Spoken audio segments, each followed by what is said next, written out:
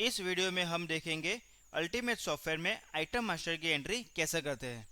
Item master की entry करने के लिए मास्टर्स आइटम मास्टर में जाइए। यहाँ पे हमें अपने प्रोडक्ट का नेम देना है। जैसे कि मैं अपने डिज़ाइन नंबर दे रहा हूँ। नेम लिख के एंटर मारते ही प्रिंट नेम, परचेस नेम और एलियास अपने आप आ जाएगा। प्रिंट नेम में मुझे नेम देना है जो मेरे बिल प्रिंट पे प्रिंट होगा।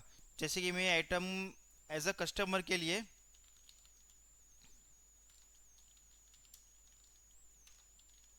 सीनियन सिफोन लिख रहा हूँ, तो ताकि मेरा जब भी बिल प्रिंट हो तो हमारा प्रिंट नेम वहाँ पे प्रिंट में आएगा।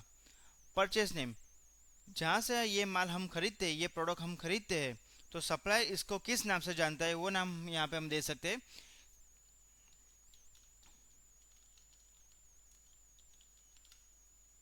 यहाँ पे हमें एलियास देना है। प्रोडक्ट का कोई भी हम कोड देना चाहे तो हम यहाँ पे दे सकते हैं, ताकि जब भी हम परचेज सेल्स कुछ भी एंट्री मारें, सिर्फ ये हम कोड लिखे तो वो नाम अपने आप आ जाएगा। पूरा नाम लिखने की या सिलेक्ट करने की ज़रूरत हमें नहीं रहेगी।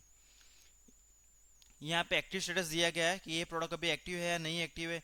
जब भी फ्यूचर में ये प्रोडक्ट अगर एक्टिव नहीं रहती, कंटिन्यू नहीं रहती, तो हम इसको टिक निकाल सकते हैं, ताकि जब भी हम सिलेक्शन करें तो ये आइटम लिस्ट में ना आए। अभी हम इसको एक्टिव करते हैं। लॉक्ड, अगर ये आइटम को लॉक करना है, मतलब ये आइटम में कोई भी ट्रांजेक्शन नहीं होना चाहिए और ना ही ऑर्डर होना चाहिए, ना ही सेल्स परचेस होना चाहिए, तो हम ये आइटम को लॉक कर सकते हैं। दूसरा है हाइड इन स्टॉक, कि ये आइटम को हमें स्टॉक में नहीं देखना है। जब भी मैं स्टॉक का रिपोर्ट निकालूं, ये आइटम नहीं आनी चाहिए। अगर ऐसा करना है तो हमें यहाँ पे टिक करना रहेगा।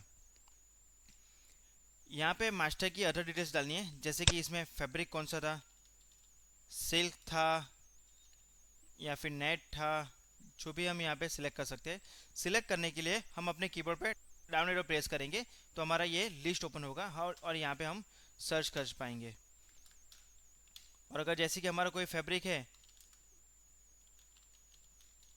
न्यू सिल्क फैब्रिक, और हम इसको सिलेक्ट करने जाएंगे तो यहाँ पे हमें नहीं मिलेगा। अगर फिर भी हमें ओपन करना है तो हम यहाँ से न्यू करके उसको ओपन कर सकते हैं। तो अब हम हमारे ये लिस्ट में आ जाएगा। ग्रुप, किस ग्रुप से बिलोंग कर रहा है ये प्रोडक्ट, वो यहाँ पे देख सकते हैं। इसका बेस यूनिट कौन सा है, मतलब पीसेस पे है या मीटर्स पे है, वो हम यहाँ पे डिफाइन कर सकते हैं। डिफॉल्ट सप्लायर, मतलब ये हम किसके पास से परचेज करते हैं वो हमें यहाँ पे देना है तो दे सकते हैं। यहाँ पे हमें परचेस और सेल्स रेट देने हैं, कि मैं अगर ये आइटम खरीदता हूँ तो मुझे इतने रुपए में पड़ रही है, अगर मैं इसको बेचता हूँ मैं इतने रुपए में सेल करता हूँ। यहाँ पे हमें जीएसटी टैक्सेस की डिटेल्स डालनी है, कि ट्रेडिंग मतलब परचेस या फिर सेल्स है, तो इसका मुझे 1/7/2017 से एस जी एस टी कितना लगेगा, सी जी एस टी कितना लगेगा और आई जी एस टी कितना लगेगा। ऐसे ही हमें, अगर मैं इसका जॉब आउटवर्ड कर रहा हूँ, मतलब लेबर बिल बना रहा हूँ, तो मुझे जी एस टी इसका कितना काटना है वो हम यहाँ पे दे सकते हैं। May be it can be differ from the trading, वो अलग हो सकता है।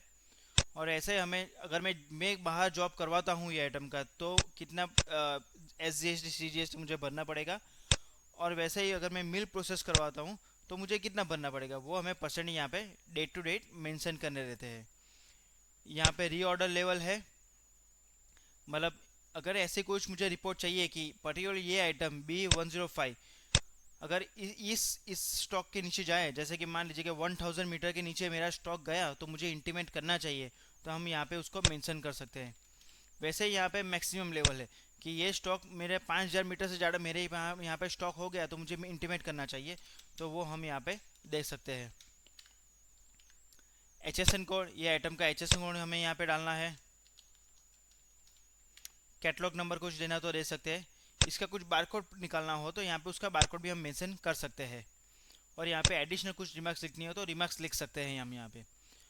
और इसके अलावा यहाँ पे ये दिया गया है अटैचमेंट्स का, मतलब ये आइटम की कुछ अटैचमेंट कॉपी यहाँ पे रखनी हो, जैसे कि इसका प्रोडक्ट डिटेल्स या फिर बिल ऑफ मटेरियल या फिर प्रोडक्ट कैसे दिखती है, वो हम यहाँ पे इसको अटैच कर सकते हैं। जैसे कि हम यहाँ पे इमेज अटैच करते हैं, इमेज अटैच। अभी टेस्टिंग के लिए मैं कोई भी एक इमेज ले लेता हूँ।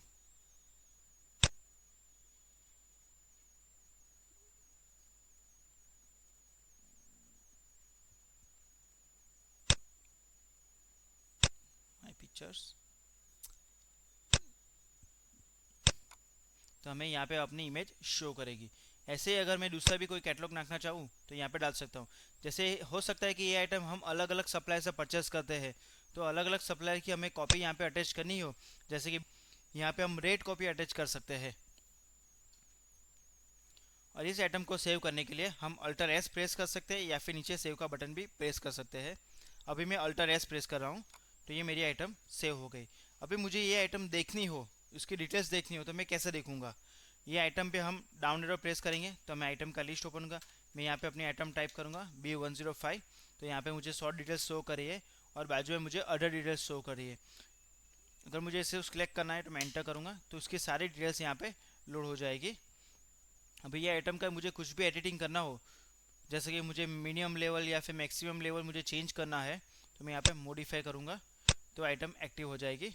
और यहाँ पे मुझे जैसे कि 500 रुपीज़ रीऑर्डर लेवल रखना हो तो मैं वो कर सकता हूँ, और मैं इसको सेव करूँगा तो ये आइटम सेव हो जाएगी।